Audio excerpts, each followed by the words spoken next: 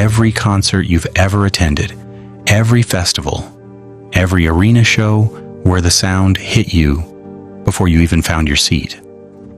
All of it traces back to one man, one factory, one brown work coat, one self-described terrible engineer from the East End of London. He invented the architecture of modern live sound, built it from scratch in a former pickle factory with no qualifications and a Black & Decker, gave Jimi Hendrix his voice, the Beatles, the Stones, Janis Joplin, David Bowie.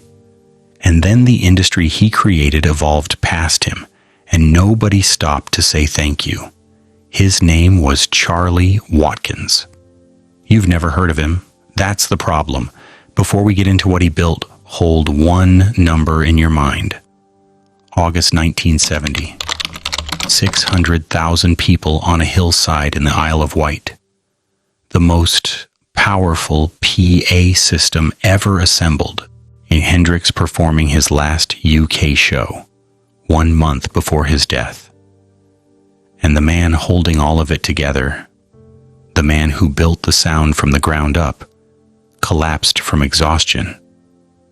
Somewhere in the recording from that night, Hendrix calls out to him across the dark, "Turn it up, Charlie." Nobody called again after that. Why would the man who invented modern live sound simply disappear? We'll get there. But first, you need to understand exactly what he built. Because without Charlie Watkins, the concert as you know it doesn't exist. Chapter 1. The accordion player who had no business succeeding East London, a working-class family with zero connection to electronics, engineering, or music. Charlie Watkins had no formal qualifications, no technical training, yet he would describe himself for the rest of his life as a terrible engineer.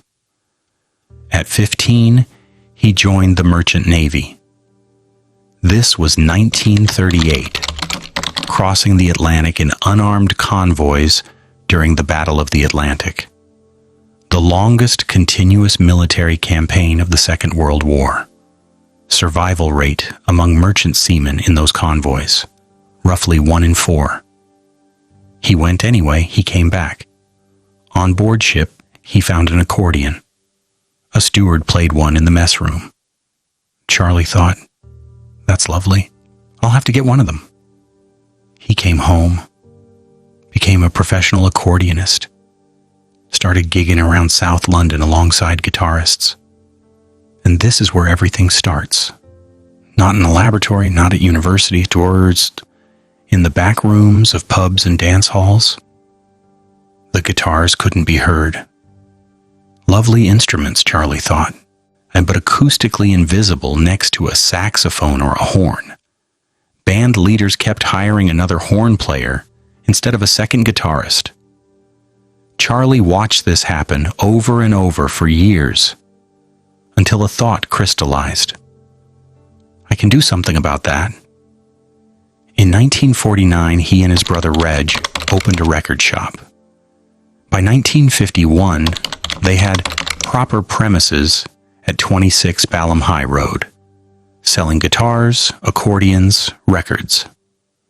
Charlie began tinkering with amplifiers in the back room.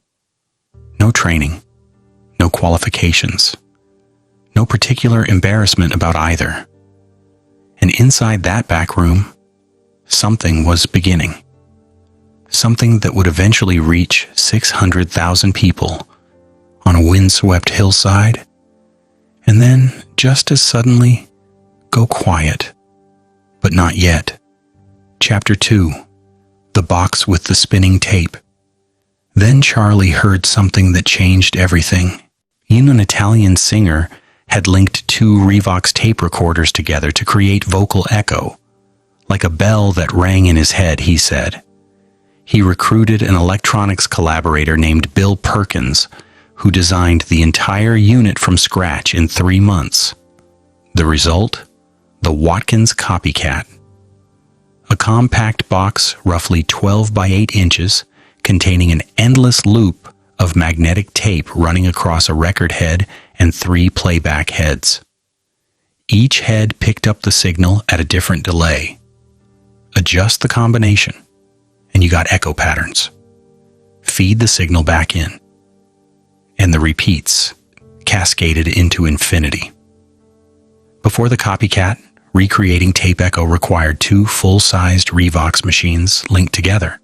Expensive, bulky, completely impractical for any working musician loading his own van. The Copycat was the first compact, weak affordable tape echo unit in the world. Price: £38 and 10 shillings. The first 100 units went on sale on a Saturday. They sold out in a single day. Johnny Kidd bought the very first one. Guitarist Joe Moretti used it on their #1 hit, Shakin' All Over, in 1960, the first famous recording shaped by the Copycat's sound. By the early 1960s, Charlie was selling approximately 1,000 Copycats per month. Robert Fripp used one, Rory Gallagher, Ritchie Blackmore in Deep Purple's early years. Brian Robertson of Thin Lizzy ran 2 Copycats into Marshall Superleads, the tone you hear on Live and Dangerous. Dub reggae producers discovered the self-oscillation, produced authentic dub echo. Noel Gallagher. The list runs across decades and genres. Charlie admitted the magic came partly from what he called a bit of bad engineering, a deliberate flaw he refused to identify publicly. Every competitor who tried to copy the unit improved that flaw out of existence and lost the special quality with it. His own traveling salesman shown the prototype said, "If you think I'm going to sell a monstrous bloody thing like that, I'd rather sell cornflakes," and walked out. I wonder if he realized the cost of his haste. The Copycat profits bought Charlie a factory, and the factory is where he turned his attention to something far bigger and far more dangerous. Within 10 years, that same willingness to build what nobody else would make him the most important man in British live music. And then it would finish him. Chapter 3. Turn it up, Charlie. The problem, and everywhere Charlie went, was the same. You couldn't hear the singer. Vocalists were plugging into systems unchanged since the 1940s. No foldback monitors.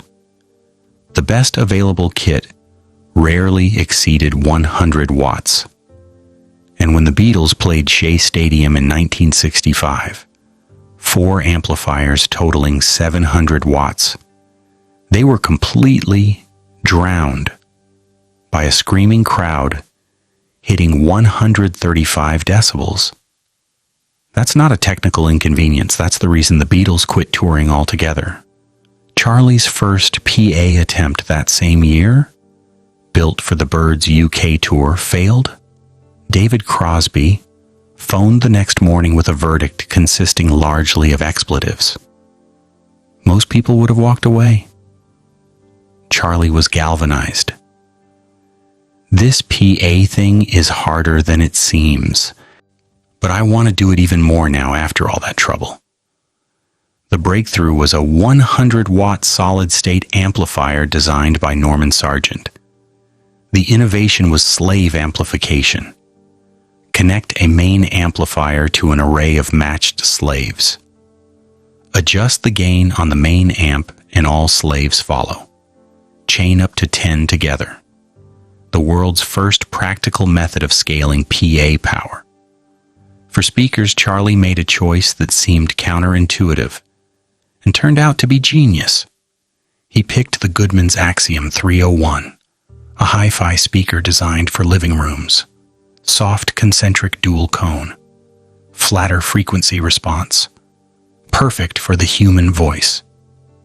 Everyone else was using instrument speakers, stiff, punchy, built for guitars. Charlie pointed a living room speaker at a field full of people. To connect it all, he built the first portable, or purpose-built live mixing console, the WM Audio Master Mixer, 5 channels, built-in spring reverb, outputs for slave amplifiers. His own designers condemned the prototype as intolerable madness. It spent 3 years in his coal cellar before it re-emerged as a production unit. The architecture of every live PA system used at every concert anywhere in the world today descends directly from that design. The proving ground came in August 1967, the Windsor Jazz and Blues Festival. The promoter agreed on one condition. WEM did it for free and accepted full responsibility if it failed. Fleetwood Mac played their first ever public performance at that festival. When Arthur Brown performed Fire, Charlie told his crew, "When he does his scream, put it on full everything, the lot." The police arrived, where Charlie was arrested for disturbing the peace. The case was dismissed. It was only 1,000 watts, and you'd use more than that on your foldback now, but at the time, nobody had ever heard anything like it. He had just proven that live sound could be an event in itself, that the PA was not a utility, it was the show. That idea was about to make him famous, and then it was going to make him obsolete. Chapter 4. The Pickle Factory that powered Britain's 66 Offley Road, Lambeth, London, SW9. A former pickle and chutney factory, purchased in 1961 with copycat profits. An air raid siren signaled the start and end of shifts. From 1967 to 1974, WEM held a virtual monopoly on large-scale live sound in Britain. If you were serious about your sound, you came to Offley Road. David Bowie came regularly. In he wrote Space Oddity, sitting at Charlie's desk. He's a smashin' bloke. But I did have to tell him to take his bloody feet off the desk. Jimi Hendrix and Charlie shared bags of chips before gigs. Mick Jagger personally tested the mixing at a rehearsal in Nine Elms. A letter signed by all the Rolling Stones, thanking Charlie for the Hyde Park sound. 250,000 people, 1,500 watts, hung on the wall of the Ballum shop for years. Mark Bolan wrote Charlie a book of poems in thanks. Janis Joplin broke down in tears after WEM provided her Royal Albert Hall PA. In April 1969, Charlie was flown to the Waldorf Astoria in New York to fix her sound problems. His last image of her getting up at 4 a.m. to catch his flight. And there was Janis wandering around the swimming pool. A bit out of her head. She came over, and I ended up feeding her bits of egg. She was starving. Nobody was looking after her. She died less than a month later. Charlie would carry that image for the rest of his life. Not because he could have done anything, but because it was the first time he understood something about this world he'd built. That the people inside it were not being looked after. That the machinery of live music consumed everything. The sound, the crowd, the performers, the engineers keeping it all running, and it would keep consuming. Hendrix was next, then the festivals themselves, then Charlie. But that was still ahead, and one night in that same factory, something happened that nobody planned, and it changed live music forever. Roger Chapman of Family grabbed a speaker during a gig, found it wasn't carrying his vocal feed, and nearly threw it at Charlie. Charlie wired him a dedicated monitor speaker. Chapman rolled up his trademark towel, stuck it underneath as a wedge to angle it toward his face. The wedge monitor, born by accident during an argument in a pickle factory. Every monitor wedge on every stage in the world today traces back to that moment. Charlie didn't patent it, didn't publicize it, just wired the cable and moved on. That was Charlie. That was always Charlie. And Charlie had no way of knowing, standing in that factory, surrounded by the equipment of the most famous musicians alive, that he was already at the summit, that everything from this point forward was the other side. Before we get to the Isle of Wight, I need you to understand the position Charlie was in. By the summer of 1970, he had built the slave amplifier, the portable mixing console, the wedge monitor. He had powered Hyde Park, Windsor, the Royal Albert Hall. He had fed Janis Joplin scrambled eggs at 4 in the morning and wired Hendrix's monitors by hand. No patent, no knighthood, no recognition from any institution anywhere. Just a factory in Lambeth, a brown work coat, and a monopoly on the loudest sound in Britain. He was 52 years old. He had never been more powerful. He had never been more exposed. What happened next was not a scandal, not a betrayal, not a collapse anyone could point to and name. It was something quieter than that. And quieter things are harder to survive. Chapter 5.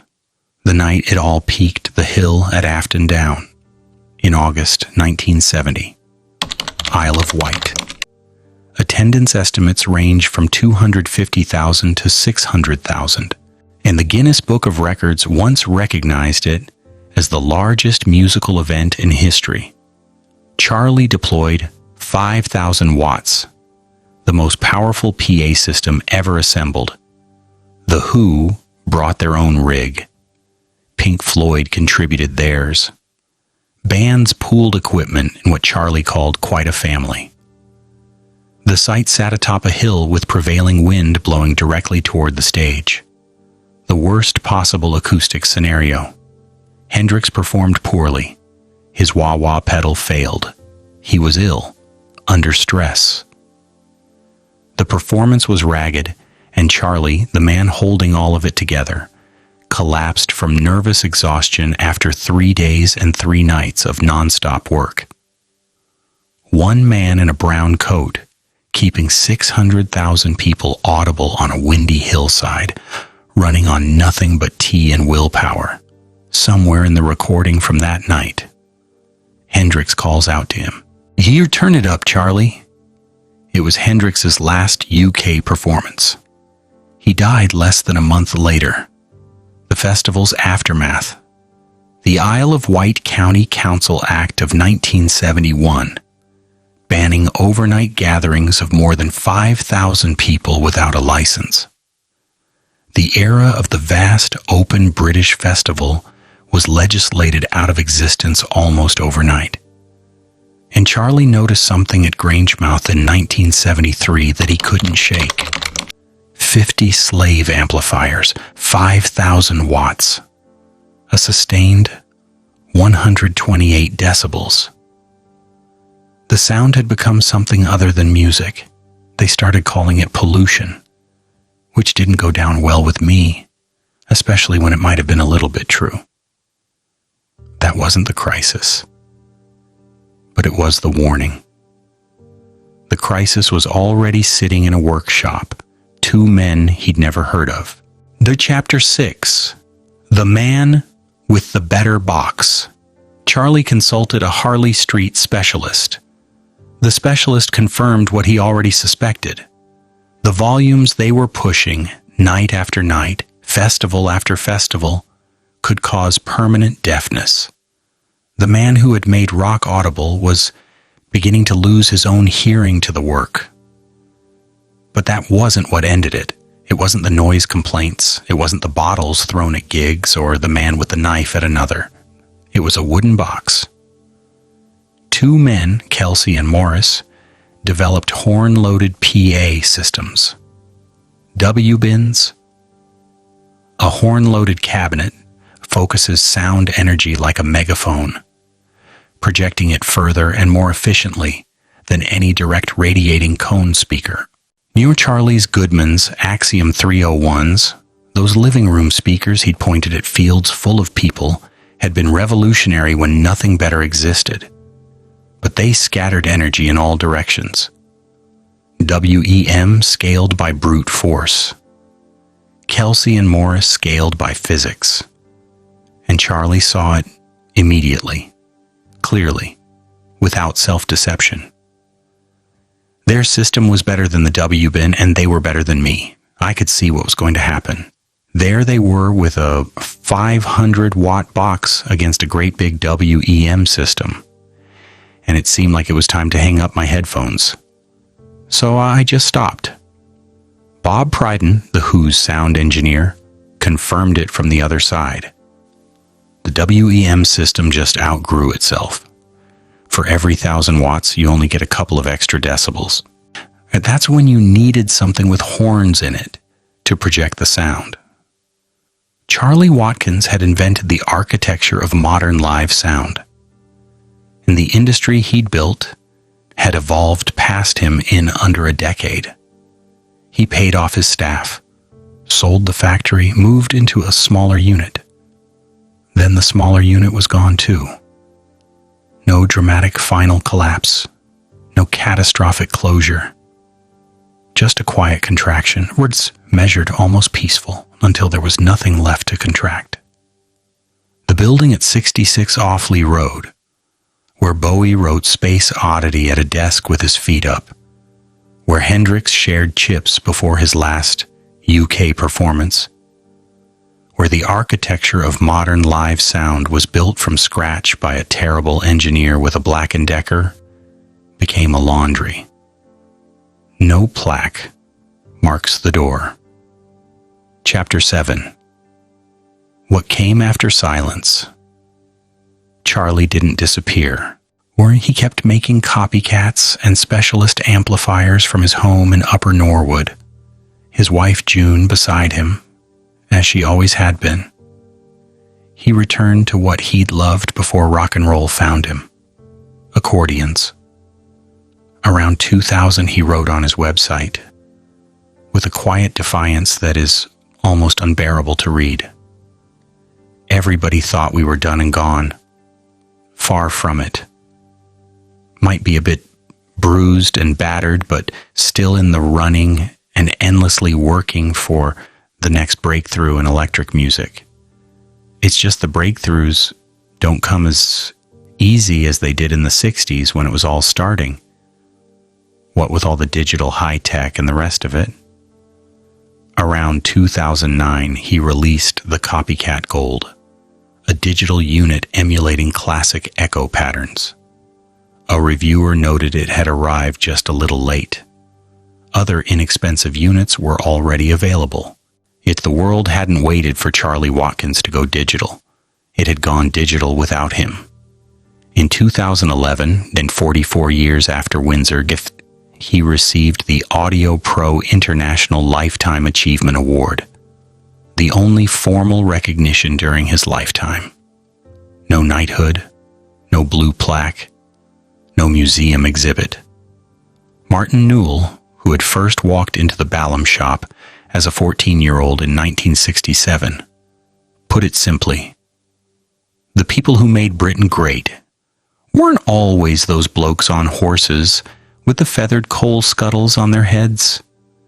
Sometimes they wore brown work coats and had a soldering iron in their hand.